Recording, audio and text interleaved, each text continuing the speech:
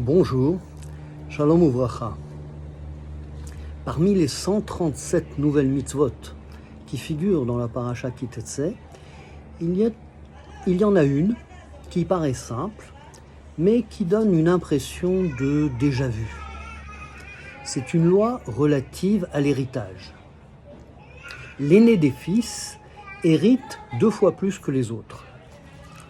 Les aînés avaient, dans toutes les sociétés traditionnelles, un rôle de perpétuation de l'héritage familial, moral et matériel. D'ailleurs, dans l'Ancien Régime, dans les familles nobles, le fils aîné héritait du titre et des terres, et les cadets n'avaient rien. Dans la Torah, l'aîné n'hérite pas de tout, mais de 2 parts.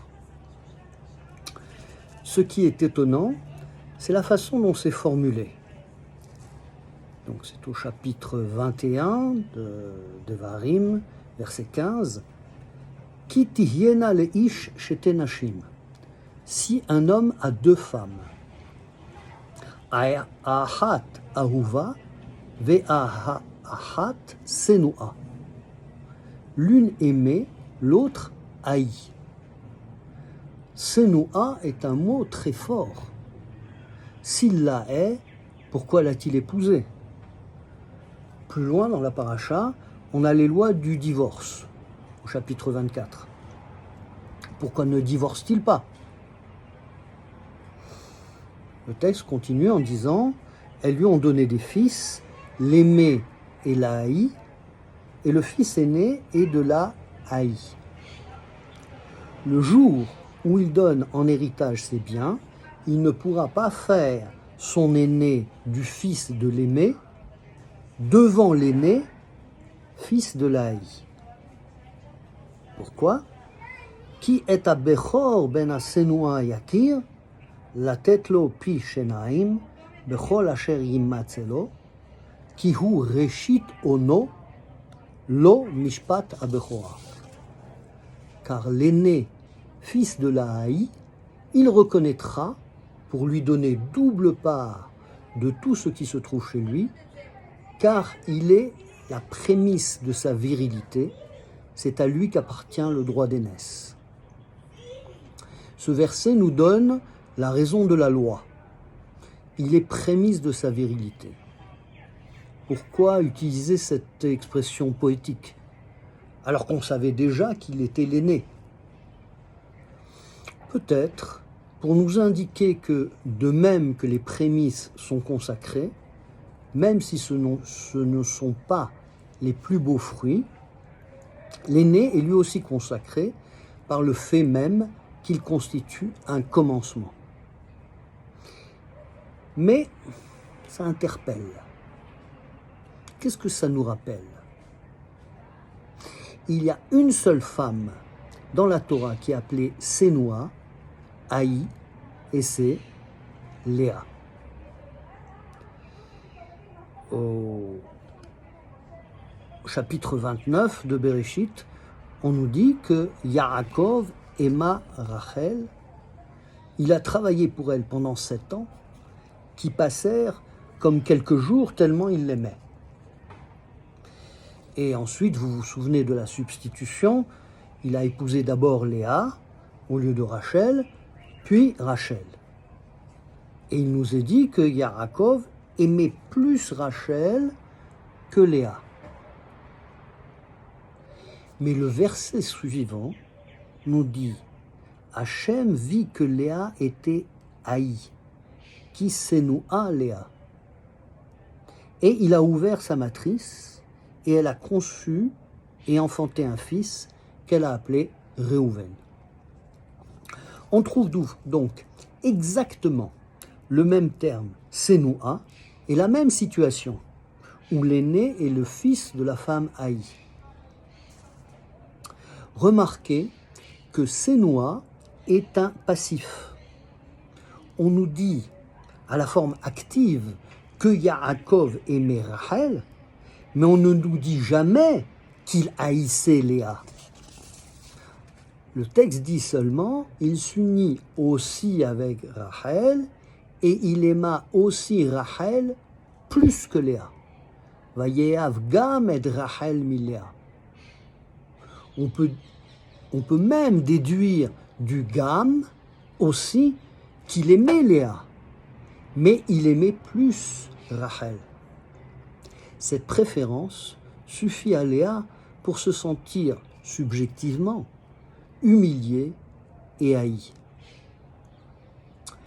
C'est donc Réhouven qui était l'aîné de Yaakov, l'aîné de Léa, la femme mal aimée.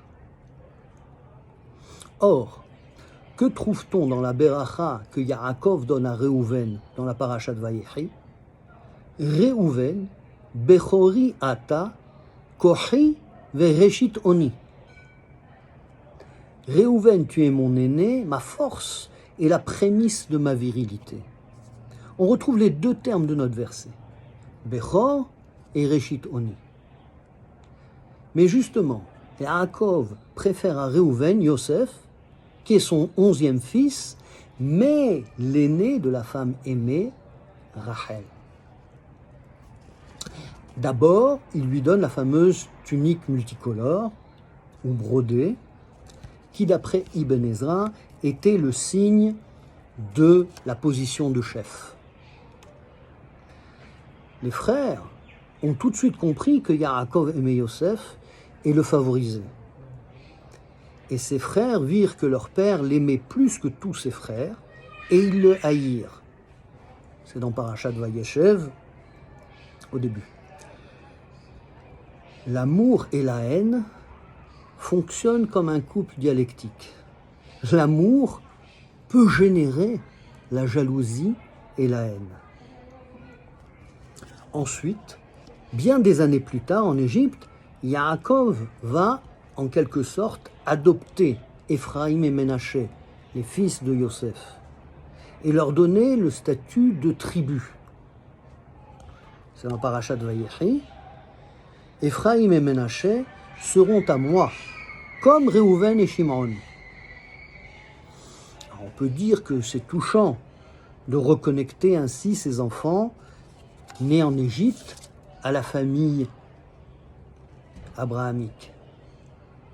Mais la conséquence pratique, c'est que Yosef a 2 tribus, c'est-à-dire 2 parts dans l'héritage de la terre.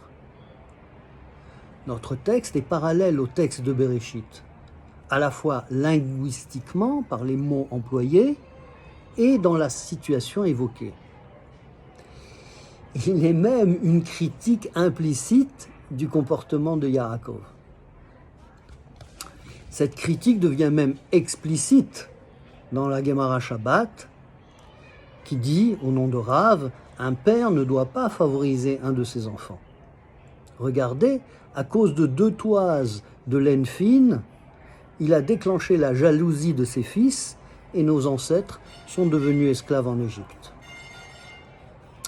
Certes, les commentateurs justifient l'attitude de Yaakov. Abravanel en particulier dit qu'elle était motivée par des défauts dans le caractère de Réhouven, qui ne lui permettaient pas d'être le dirigeant du peuple juif.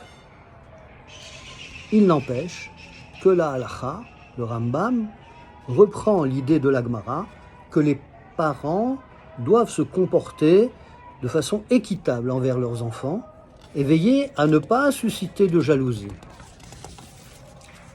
Le deuxième enseignement que nous donne le rapprochement de ces textes, c'est que, bien que l'amour soit un sentiment profond et élevé, surtout l'amour de Dieu, il peut susciter des frustrations, des jalousies et même de la haine. Bien que l'amour du prochain soit un principe fondamental de la Torah, comme l'enseigne Rabbi Akiva, l'amour doit être soumis à la justice et à l'équité. Sinon, il peut générer des passions négatives. Enfin, le troisième enseignement concerne l'utilité du livre de Bereshit et des parties narratives de la Torah. En répondant à la fameuse question du premier Rashi, pourquoi est-ce que la Torah, étant un texte avant tout de loi, ne commence pas par la première mitzvah? et commence par Bereshit. Eh bien, on voit ici que le texte de Bereshit illustre le bien fondé de la loi. La raison pour laquelle la loi prévoit certaines stipulations et le genre de situation qu'elle tend à éviter. La justice et l'équité sont des conditions de l'amour et de la fraternité entre les hommes. Shabbat Shalom, Beracha ve'atzlacha à tous.